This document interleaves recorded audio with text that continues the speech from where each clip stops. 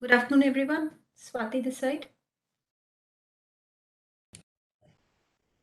Good afternoon, Swati. Good afternoon. Hi, good afternoon. Hi, good afternoon, everyone. Good afternoon, everyone. So we will start at 2:10. I just want to quickly run through the structure. I will just set the context in 5 minutes, and then I will ask for your perspectives from each one of you on the topic for 3 minutes each. And then I will open the first poll, Vishal, that you have sent, the first poll question. And we will give around 20 to 30 seconds to the audience to answer the poll. And after that, we will move to a Q&A round with all of you, 1 or 2 questions with all of you, depending on how much time we have. I will just request if you can keep your answers brief so that we can cover 2 questions. And then I will open the second poll. And then after that, we will take if there are any questions from the audience.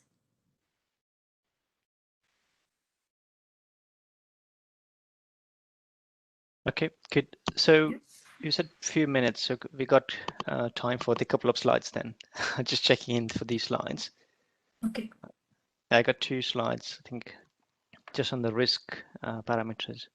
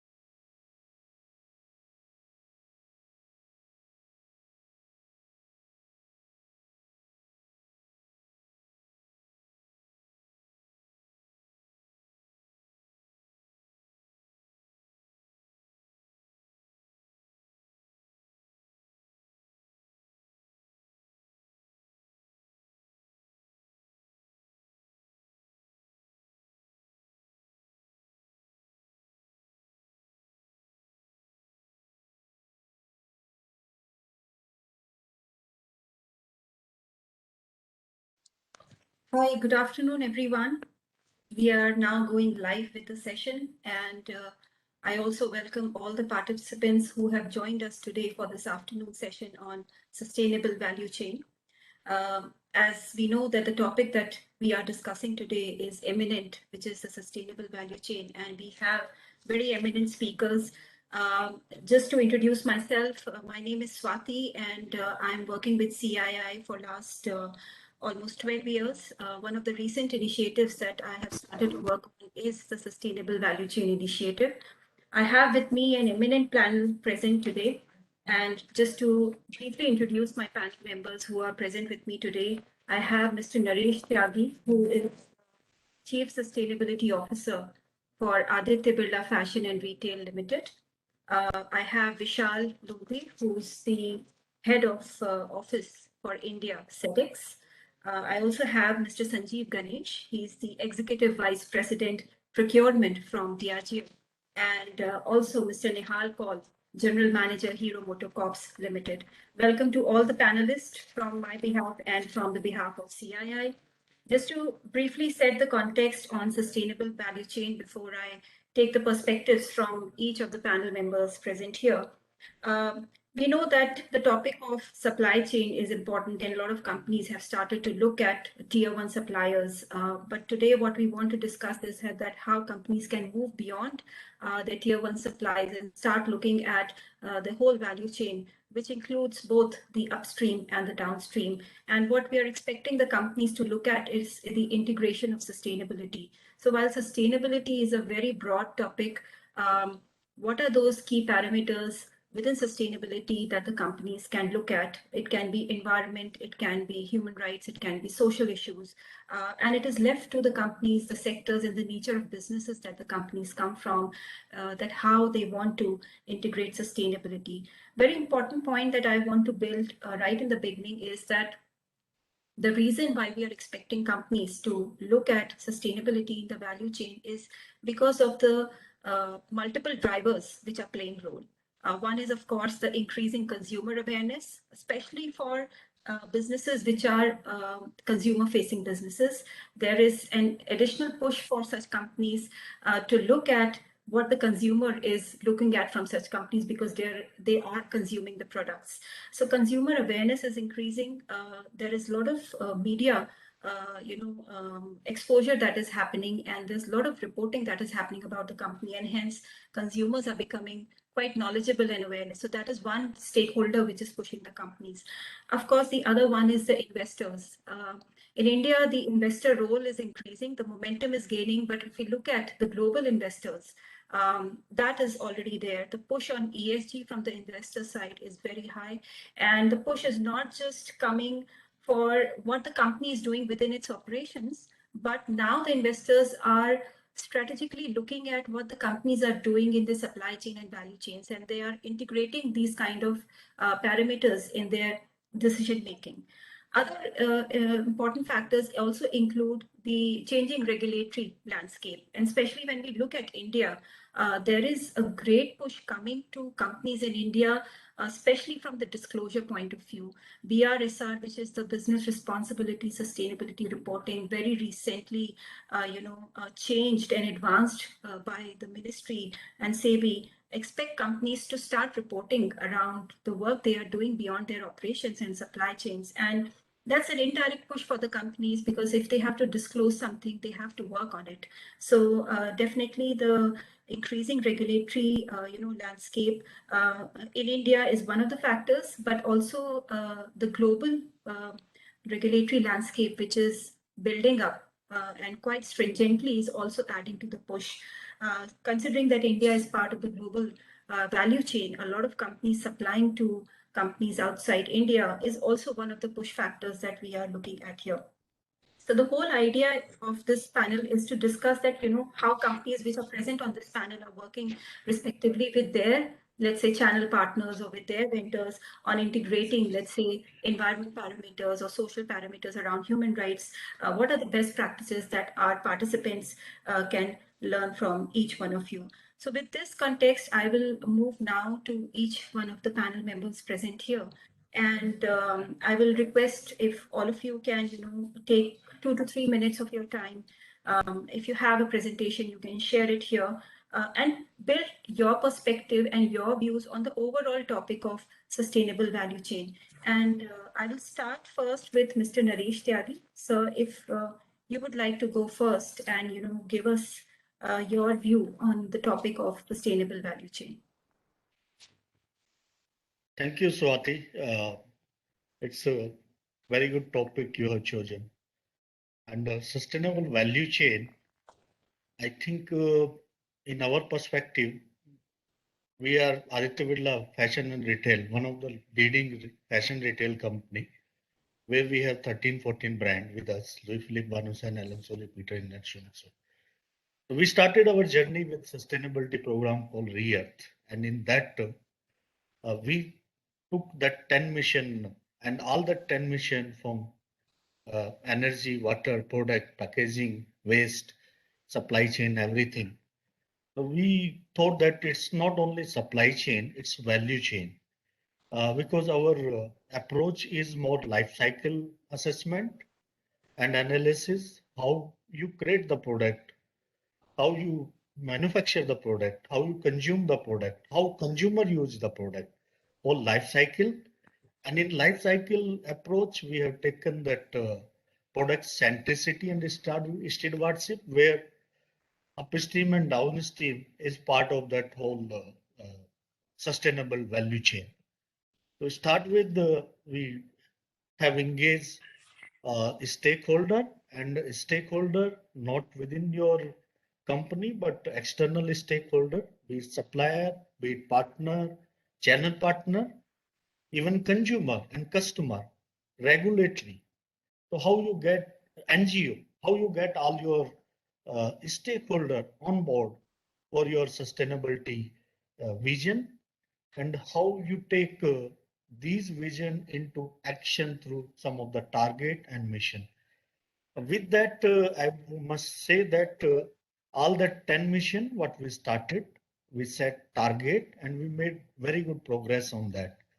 And it's happened because of stakeholder engagement, because of company philosophy to embed sustainability as a part of business DNA, not something in. And in whole thing, we have seen that how that whole value chain work, because you have to take your product, which is design and development, your raw material, your whole concept of product creation, how you recycle it, how you make product to be used more, how you have that longevity, durability, as well as recyclability, along with that renewable material what you choose. Then most critical part become that supply chain. How you have your vendor, how you have your supplier uh, participating in that whole exercise. We have that something called channel partnership, where we encourage supplier to have more and more sustainable concept. Even that looking into the deeper into textile value chain, where chemical and processing is critical, how you take responsible chemical management. And in last, consumer centricity, how you engage through your brand, through your product, your customer and consumer to have more usage of sustainable product, sustainable packaging, sustainable even value chain, how you encourage them to bring back their old cloth. So we have lot of engagement plan where we ask consumer to bring back their old cloth, which we try to upcycle and recycle. So this is a whole value chain approach and the life cycle analysis approach, which help us to look into entire stakeholder engagement and each and every part of value chain, including product, supply chain, and brand engagement. And we have seen very good progress, even if I talk about resource efficiency to resource optimization. We have almost 88% of our packaging is sustainable now. Product, almost 45% product of our is now on sustainable attribute.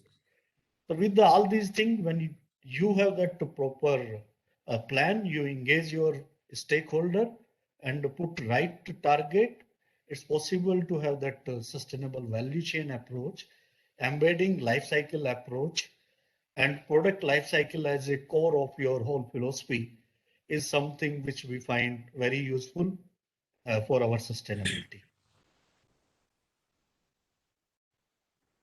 I think this is very insightful in terms of what the company is doing. I will now move to Vishal. Vishal, I would like to hear your perspective on the topic of sustainable value chain.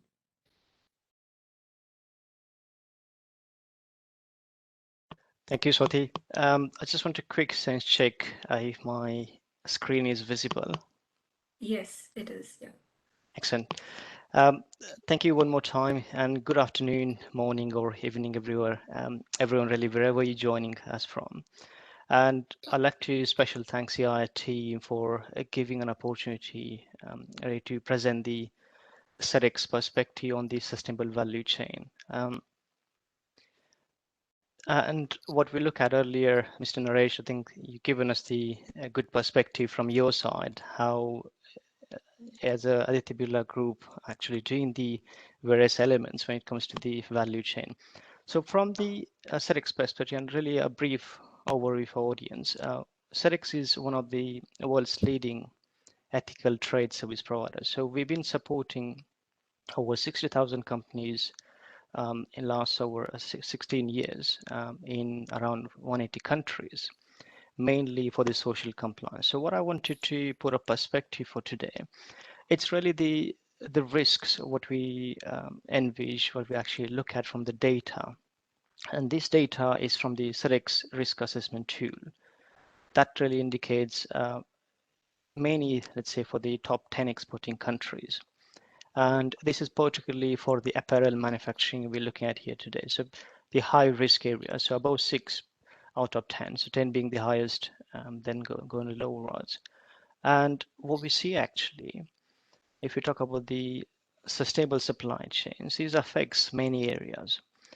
The first one, if we look at here, when we talk about the apparel manufacturing sectors, whether it's India, China, Vietnam, it really indicates high forced labor risks, what we have seen in the recent news as well. And if you talk about the European region, Italy, we see as the highest scoring nation here, which is the 6.1. And then we look at the wages, which is the risk in relation to the low pay, somewhere whether it's a below national minimum wage, it could be around the inadequate benefits, unfair charges. Then the other major element we actually look at is the working hours. So there's quite a high risk when we talk about the supply chains, whether it's a tier 1, tier 2 we're looking at, especially in the apparel manufacturing, it's extremely high. And the last but not least, the wastewater pollution risk. So these are mainly for Bangladesh, Cambodia, China, India, Vietnam, and the countries where above 6 indicates the high risk. And if you look at the stats, textile dyeing is the second largest polluter of the water globally. So it's estimated that the textile mills account for 20% of the world's industrial water pollution. So why I wanted to bring this point of view really is, okay, these are the risks, but how companies have been doing and what we really support or we recommend companies. So from our point of view, by connecting and collaborating with stakeholders, what Mr. Naresh already said as well, within the broad value chain network and focusing on improving the value chain systematics, companies will be better positioned to manage these risks. And companies can engage customers through a new strategic agenda, establish more competitive or long-term supply bases, and important factor is build the accountability, credibility, and trust. Last but not least, the important things what we recommend. So these are some of the actions we recommend businesses can follow and in identifying supply chain risk. So over the years, we have noticed companies struggle with supplier mapping as data is not always available on the suppliers at one place. So we're not talking about tier 1 only, but the tier 2 downstream really. So the first thing we recommend companies to starting with the data gathering in very early stages, then move to the risk at the top level, followed by the supplier profiles. How much spend they really do, and follow through those again, assess the priorities. Whether you look at the rank by severity, as we said in the, or we looked at the previous line, and start with the follow-ups. So I'd like to probably point out only 5 recommendations here for any businesses, and these are not any sector or industry specific. So we cover over 35 industries, and these are the recommendations we normally would give to businesses. Number 1 is to commit to responsible business practices.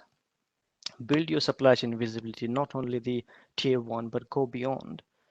Collaborate with suppliers to resolve the issues. Then ensure the good purchasing practices, and also not only collaborate with suppliers, but collaborate and support the initiatives with the NGOs. And companies could follow some of these steps really, and that could support building the business resilient models. I'll stop here. That's the perspective really I wanted to put forward, Swati. Thank you. Interesting to know, considering what the tool that you have presented on assessing and mapping the supply chain risk, and we'll talk about it in a little detail after this round is over.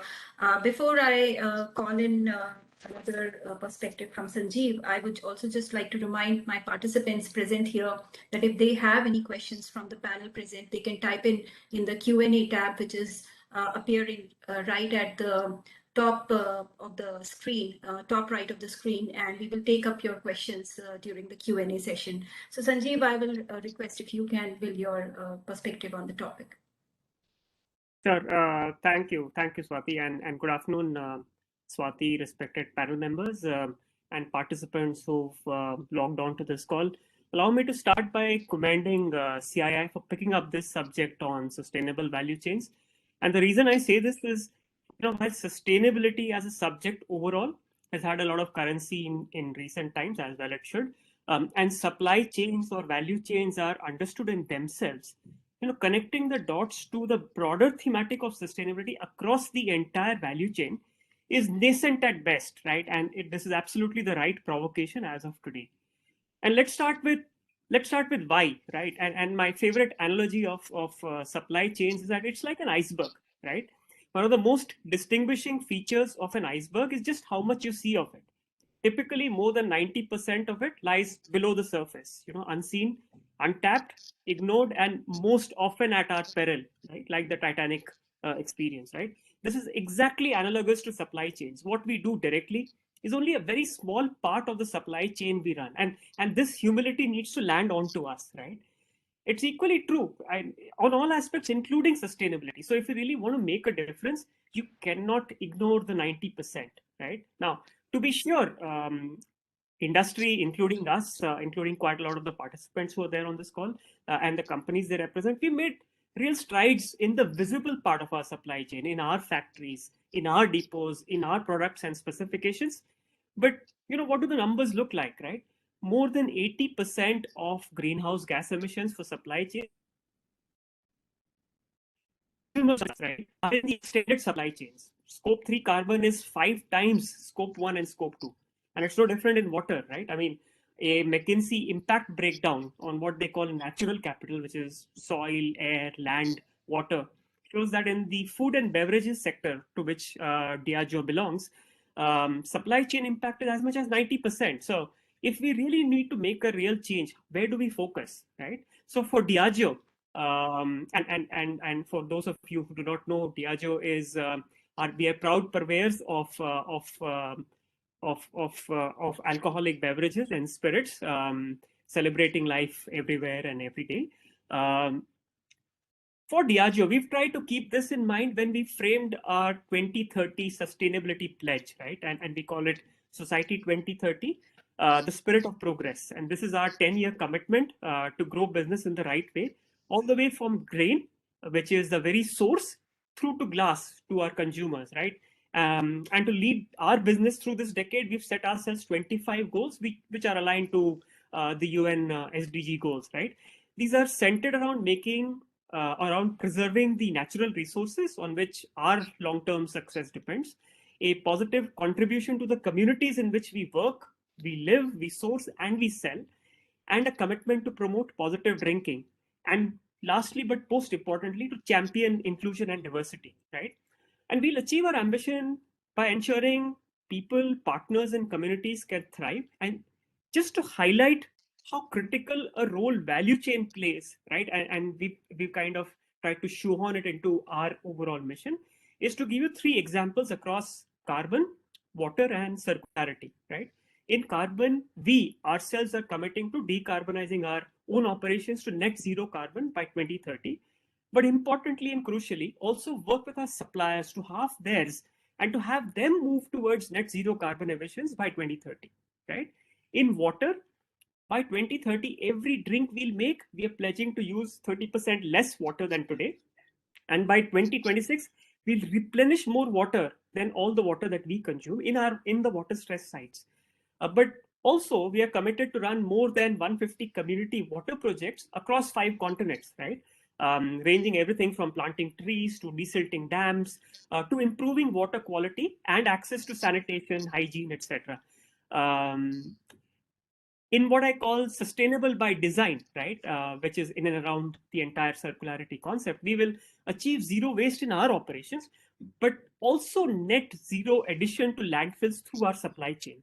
And we aspire to collaborate with local sourcing communities, help them with agri skills and resources. We are in fact committed to supporting more than 150,000 small holder farmers throughout the world, right?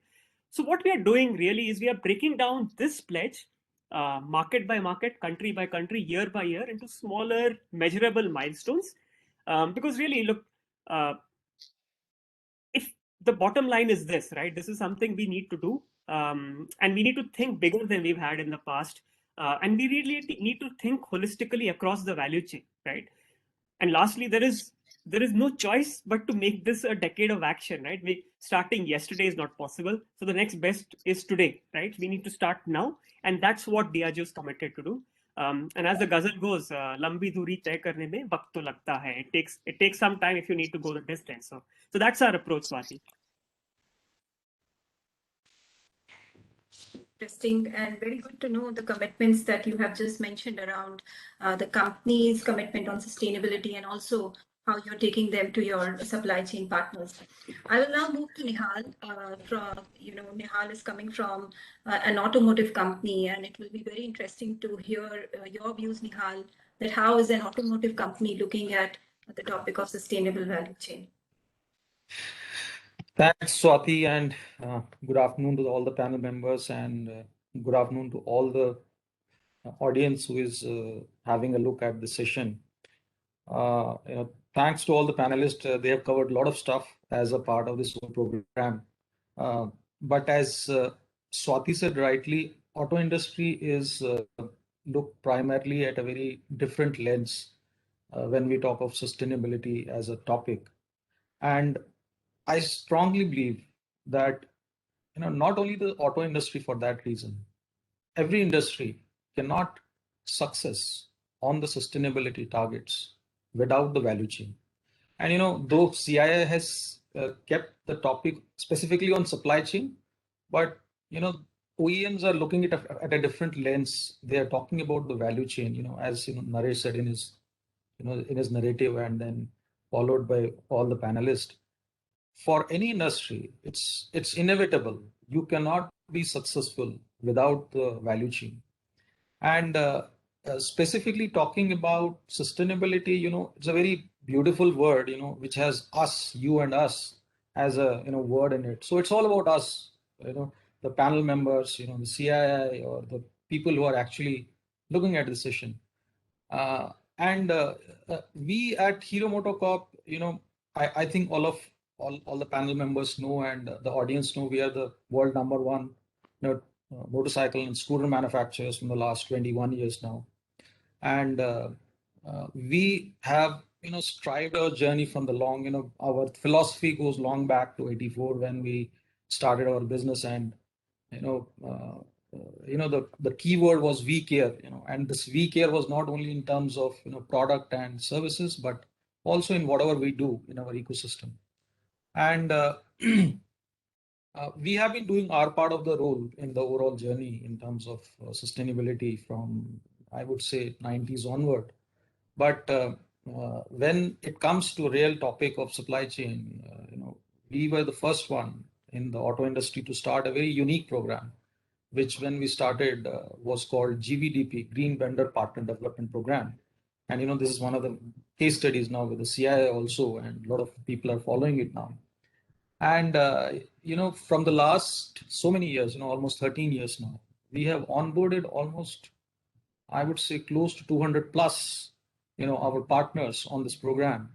And though when we started, the focus was de-risking and all those compliances on the environment front, but now, as all the panel members were speaking, with sustainability becoming so much important in our business for the survival, and I would call it as future proofing of business if we don't talk about sustainability as of as we go forward.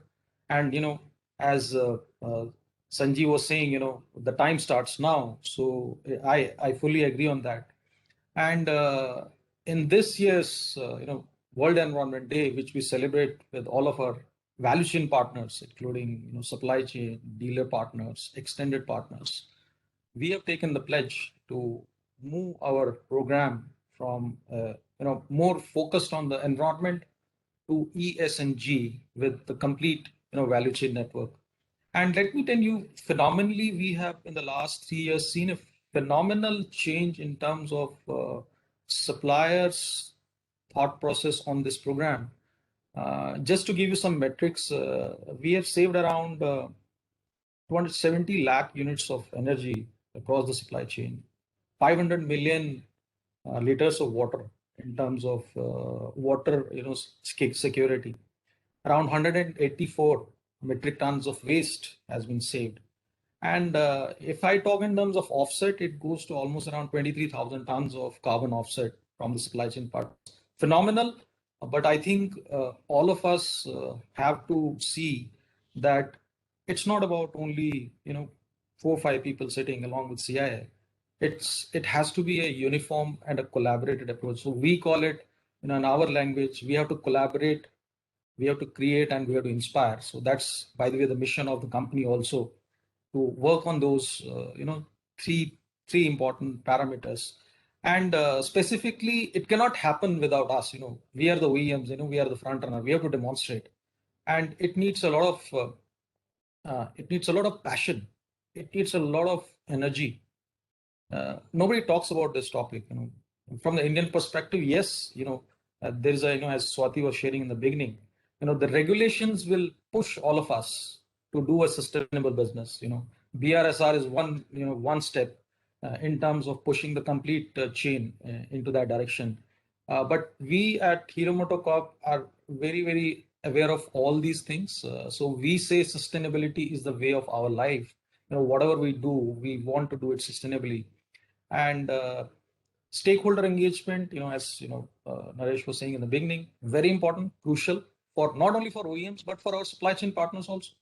So stakeholders, take your stakeholders along with you, listen to them, consolidate, set your targets. Right now, as Sanjeev, appreciate your vision in terms of 2030. We have also some targets around carbon, waste, water. By the way, we want to go 100% carbon neutral by 2030 in operations. We want to go 500% water positive by 2025. We would have all out of 8, 6 of our facilities are zero waste to landfill. So we are trying to inspire others, of course, in this process, which is very important. And also, I strongly feel that we, as a panelist, as people who are having this session, please read our sustainability reports, whichever are available in the ecosystem, and it will give you a good sense what the OEMs are talking about. And we are there to facilitate you. It's not your effort, it's our effort. Sanjeev and Naresh was also saying. So we'll go along and we will create the future for the country, and we will be the global supply chain. We'll be leading the world, and it's a manufacturing industry. 25% of the GDP is coming from manufacturing industry. So let's work together on this and move forward. Swati, over to you. Thanks.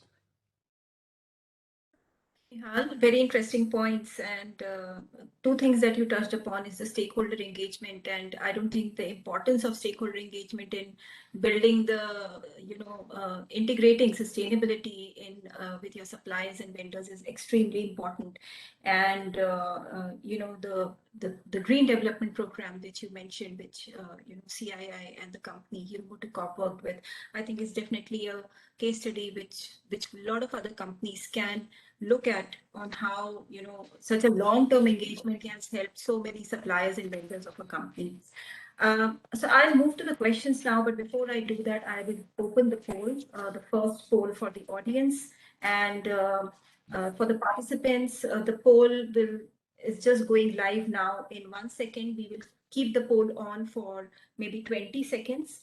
And the first question for the poll, just so that the panelists also know the question, is what new challenges you have faced during the pandemic in your sustainable value chain. It's a multi-choice poll, and I will request if the audience can take this up, and we will see the response of the audience. There are multiple choices given to the companies, especially from their value chain perspective, like tier 1 supplier mapping or subcontracting, child labor, gender discrimination, forced labor, and minimum wages, and a few others. So we will see. While audience are answering the poll, we will have around 10 to 20 seconds. I will move to the questions. And my first question is for Mr. Naresh Tyagi. And sir, considering that you are representing a retail company, a fashion company, and we know that there is a lot of talk around sustainable or circular fashion. And there is a lot of interest also building up in India around this kind of a topic. I would like to know your views, especially on circular fashion, that how's Aditya Birla Fashion and Retail working in the area of circular fashion, and also does circular fashion, when if you're working on this area, then how is the work around with your suppliers and vendors integrate into this whole umbrella of circular fashion? Yes, sir.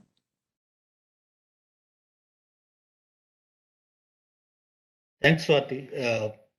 Very interesting but challenging question. Let me try to answer it, because circular as a concept is very nascent and new to India as well as to industry. If you see that fashion industry, it's built on that philosophy of creating product and brand somewhere in developed world, but same time manufacturing and supply chain is in a developing country or least developed country. That is the model which fashion business is built. But and lot of in that whether it is human right related issue or emission related issue or material related issue or natural resources related issue always crop up. So this industry from outside looks very glamorous, but lot of criticality and lot of criticism also come with that industry. So with that disclaimer, I would say that fashion industry is one of the oldest industry, but same time it is very laggard in terms of innovation and technology adoption. Some of the good retail company and brand and manufacturing has tried to build innovation ecosystem, and that has helped actually to take whole supply chain as well as value chain to the sustainable.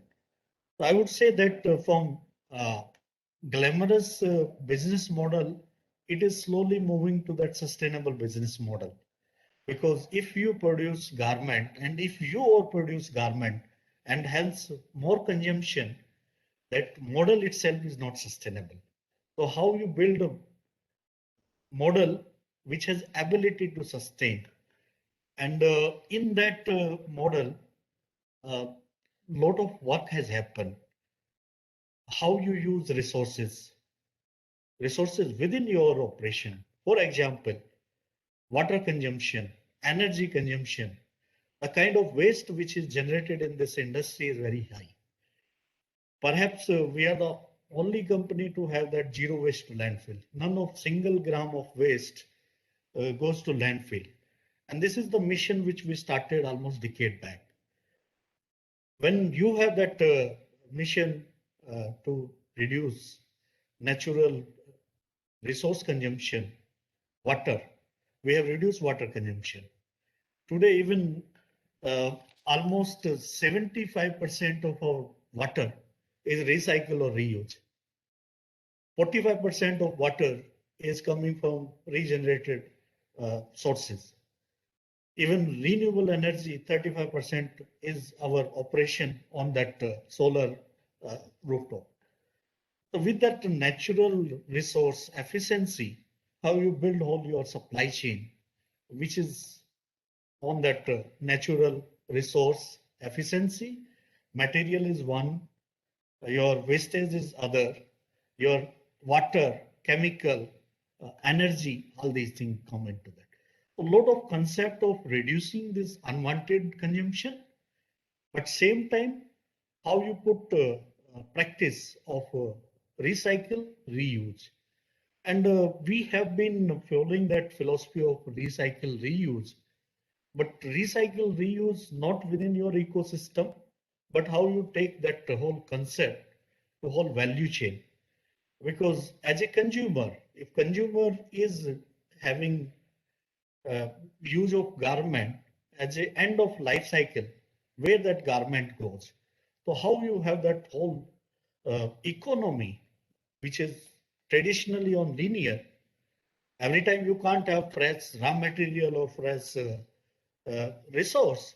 So how you, one is reduce consumption of that, other is that put practice of recycle, reuse, and third and foremost, very critical, if you have involved all your stakeholder, including your supplier and supply chain, how you put that whole practice of recycle to upcycling. And in upcycling, that waste product of one stakeholder can be raw material for other stakeholder. For example, if a consumer has used that garment, how it can come back and it can become raw material again. The whole value chain approach, lot of innovation is required in that. As I mentioned, garment as an industry is laggard in innovation. How you connect the dot, because a lot of good work is happening in different pockets. So how you connect the dot to bring innovation to the whole value chain. And circular economy is one of the attempt in that, how you engage your consumer and customer to bring back their old cloth, how you use your manufacturing and supplier to have less consumption of natural resources, more and more focus of recycle, reuse, how you have your partners to be making that used garment or used material further as a upcycling or circularity. We being that largest fiber making company as well as retail company, we have taken pre-consumer waste, and that pre-consumer fabric waste has been converted in raw material again. And that is something what we call closed loop. We are working on it, how to become truly circular without compromising on environmental or quality part of it, because many times you do circularity, but you have more footprint in terms of carbon emission, or we have advantage being in India as a retailer, as a manufacturer, as a supply chain. Our product is not traveling back to different country. It is within that same country. So how we use efficient transportation, how we use reverse logistic, how we not have that more footprint in terms of carbon, and how to have that whole closed loop, which is much more efficient, better quality, but same time it create a lot of positive impact on stakeholder.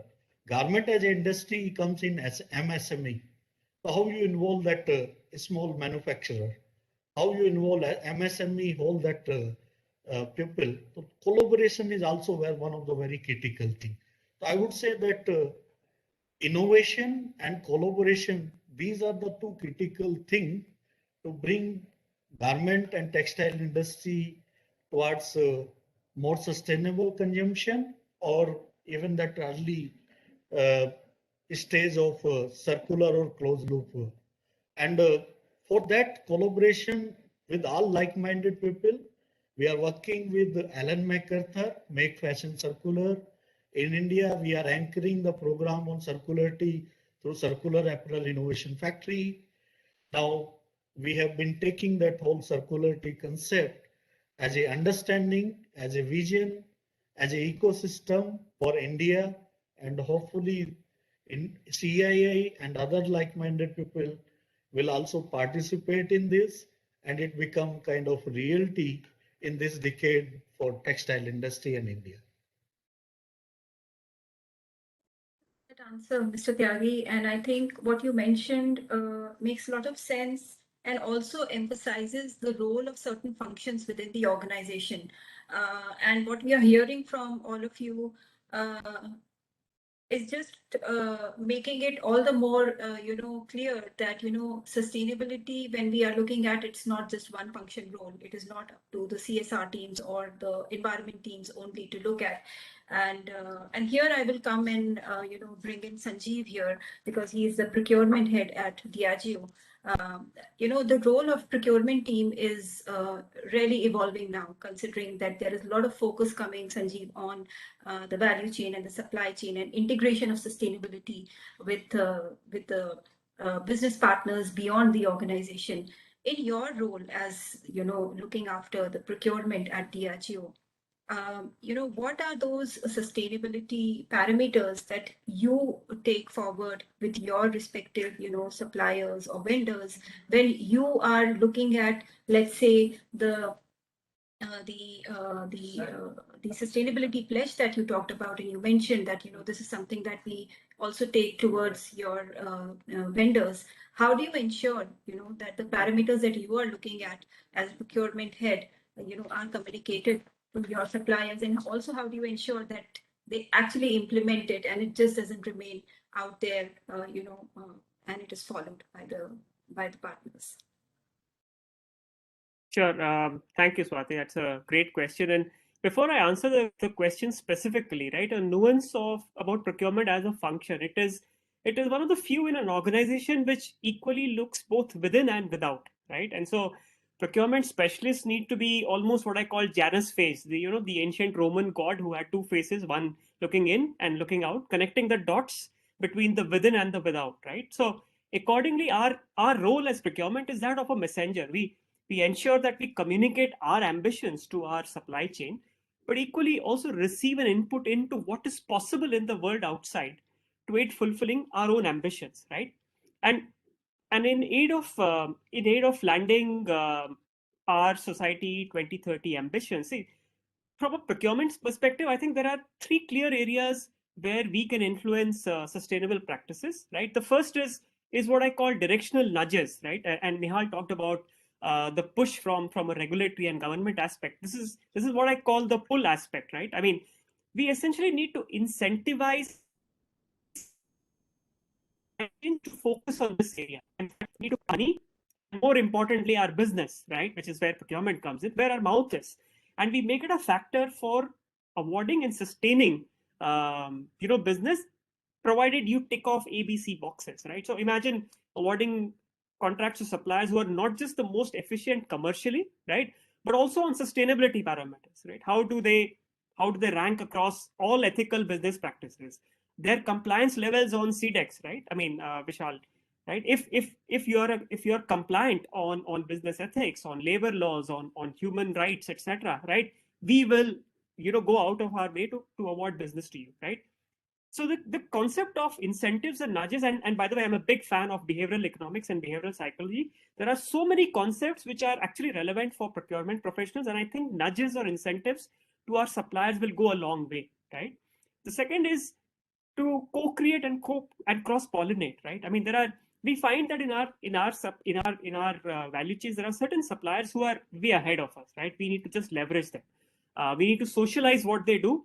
There are some who are willing but would require thinking through, right? We need to partner with them, and that's where what Naresh mentioned and what Nihal mentioned in terms of the green channel partnership, in terms of the GVDP, etc., come in, right? And the third is, as procurement, we need to also look at intermediaries and partners, right? I mean, imagine our pledge on, say, water, right? Managing or even having an impact of water at farm gate level is very, very difficult, right? Almost impossible for us to monitor or to affect. But can we look at aggregate levels? Can we look at maybe partnering with other businesses? Can we look at clubbing our initiatives with those of our suppliers and industry bodies? I think this is where, for us to be able to scout, hunt, identify, and land, and utilize platforms, industry standards, etc., play a crucial role, right? Bodies such as SIDEX, for example, are immensely useful, which become almost industry standards or arbiters, right? And lastly, I think, coming back to my original point, right? If we look at building sustainability into our design, we need to also connect the dots between the front end and the back end, which is the consumer and our suppliers, right? And as as Naresh was mentioning, the consumer of today is increasingly aware of sustainable practices, right? So she or he will vote for, through their business or their custom, more sustainably sourced materials, right? A great example of how we can kind of leverage is, say, let's say FSC certification, right? The Forest Stewardship Council, which looks at responsible management of world's forests, right? So as a recent example, when we were looking to relaunch a brand of our signature, the relaunch is designed around sustainability, right? So when our marketing folks said, hey, I need something which will do a consumer messaging, so that the consumer is able to understand, appreciate, and reach out for this product because it is on the plank of sustainability. We worked with our suppliers to ensure that all our paperboard is FSC certified, right? And we proudly wear this on our sleeve and on our product, right? So the consumer has a pull. Our supply base creates the capability to be able to advertise what we are doing positively. And if we connect the dots between the two, hopefully we are in a way stimulating, energizing, and making sustainable sustainability. So I think that's where procurement's role comes in. Back to you, Swati. Right, thank you, Sanjeev. Very interesting. And I think in your answer, you have again emphasized how within the organization, different functions have to come together and work together. And so we can't just leave it to, let's say, the procurement and the environment people to do this. I think the cross collaboration within companies becomes extremely important. Vishal, I'll come to you after this, and I want to Nihal to come in because let's hear the industry first and see what they are doing. And Nihal, from you, I want to get a little different, perspective, and mainly from the legislation's point of view, considering that you are an automotive company. And let's look at some of the legislations which are let's say, pushing companies to work in a more responsible manner, environment-friendly manner. Do you think as a company, when you are looking at these legislations, there are any challenges that you as an organization face, and especially legislations which are pushing companies to work with their supply chain partners around, let's say, environment, say, for example, or water or carbon?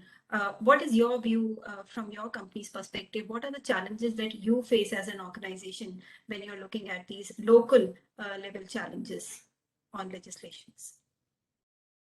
Thanks, Swati. And this is a topic which is not, of course, I'll give the industry perspective. It's a common topic for everyone. And, as I told in the initial, opening statement also, legislations, compliances, regulatory bodies, they are going to be the driving factor for all of us, because if we don't do it, we'll not pace up with the global standards.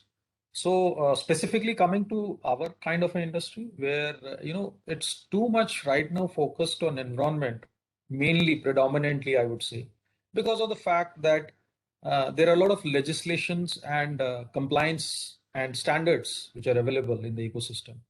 And as I shared in the beginning of my statement that we have been proactively doing a lot of stuff on waste, water, energy, and then recently we have in the last 5 years added safety, health as the pillars of seeing it from our lens. How healthy is the complete supply chain? And what we have found, Swati, is that uh, there is a big role which all of us as a OEMs or the who are leading the sustainable platforms in the country have to play. I think the biggest thing is the hand holding.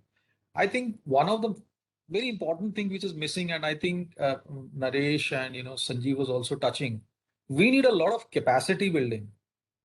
And what better than these platforms? And I would urge through this platform that whosoever are the specialists, professionals, they should come together through the CII platform and do these capacity building sessions. Of course, the industry is always there. On this topic, I will offer openly my capacity building, but I think the capacity building is very important. Right now, I'm pretty confident a lot of people will be still thinking sustainability only as E. It's not about E, please understand. I think that's what, when we were talking in the beginning, Vishal was trying to explain. And, a lot of people might not have connected the risks which are involved with the S part of it, which is the social part of it, whether it's human rights, labor, working hours. These things are not understood by our partners as of now. A lot of them are doing it, as Sanjeev was saying that we also learn from a lot of supply chain partners. It's a to and fro mechanism. From the environment perspective, we might be doing a decent work in terms of overall, I would say legislation point of view, de-risking point of view, and future proofing point of view. But definitely on the social and the governance aspects, which are very two critical metrics, and you will see a lot of regulations push and I would say pull coming from the authorities to do it. So we are right now in the process. That's what I said. We are now putting all our energies on the matrices. We are also trying to do ESG matrix index. And this will help us. Not only us but our supply chain partners, value chain partners, to understand the deeper knowledge of S and G, which is equally important. I think there are very less people who might understand the importance of the triple bottom line, which we say in our language when we talk of E, S, and G. So, Swati, short, because I know we are running also short of time. It's critical because industry is going from ICE to EV. Things are not going to remain the same. The regulations, the supply chain has to go global.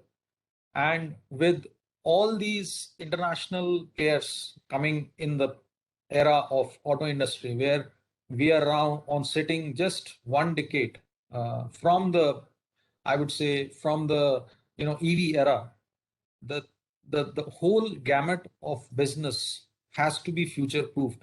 So we have very short time.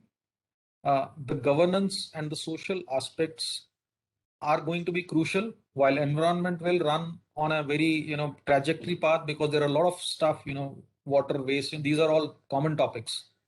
But on the social and governance, definitely we as an industry are committed to work with our complete value chain to ensure that we are complying and we are doing beyond compliance as we go forward. Thanks, Swati. Right, thanks, Nihal. Again, interesting points for us to note, and a couple of points on capacity building and hand-holding we have already noted. And as CII, we are also trying our best to, work with the companies and with their suppliers and vendors on how we can engage more through the capacity building and hand-holding programs. Vishal, now I come to you, and I would like to hear your views. One is, of course, I would like if you can just, the tool that you presented right on the screen, if you can provide more details, because I'm sure the audience would be more interested to understand that. And also, if you can build your perspective on, considering that you deal with multiple companies, right, and from different sectors, what according to you are some of the challenges, especially post-COVID and during COVID, that companies are dealing with when they are looking at working with the supply chain partners and from the integration of sustainability point of view? Thank you, Swati. So I'll just touch the last point actually first in terms of the post-COVID challenges. I think so. Over the last 2 years, as a SEDEX, we have performed a number of research actually with our members in various countries, and the common themes what we have come across, they're not really new. What the industry knows before, or we had this all the working out challenges, but more and more what we have seen, which is changed, that the companies are drastically changed the approach, how they were looking pre-COVID and the current situation really with the supply chains.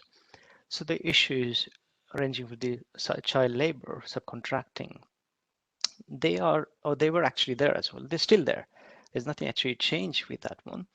But the approach of the companies, whichever industry you take, it has actually changed. And how we look at that one. So we have a tool to measure the risk, which is the radar risk assessment tool. And it look at the data from the various sources available, whether it's the United Nations, UNDPs, or we got a data from WTO. So various elements. It looks at the trade relationship with the countries, and it gives the inherent risks. Now, when we look at those risk areas, number of factors has really come up, and I think this is down to the legislation part, which I would again, Nihal has touched at the legislation part a couple of times already. So that's one of the key push has been happening recently, and for India, we still SEBI's mandate on the BR or BRSR now is yet to sort of get implemented. A lot of companies still unaware on those elements, but we have seen at least there is a movement happening. And when we talk about the sustainable supply chains, they're more looking at the ESG parameters. So the social is where SEDEX really has a stronghold. When we look at the all three elements, that has changed in the recent times. And again, this is down to the changes what Naresh earlier was touching from the customer side. And when we look at that research, so the recent actual research says 70% of companies' earnings could negatively impacted if the sustainability issues within the supply chain gets publicized. The other important thing I think to consider here, this is again the research in the 60 countries for consumers. What Naresh touched upon, the consumers, they are the ones pushing that factor. So 66% of the global consumers, they're willing to pay more if their products or the goods are more sustainable. And millennials, what we currently look at more is that they are even willing to pay more. 73% actually, they said, yes, we will go even more to have or to get the products from a company who is sort of transparent, who is showcasing what they're actually doing. So I'll just probably add those couple of points here. Thank you.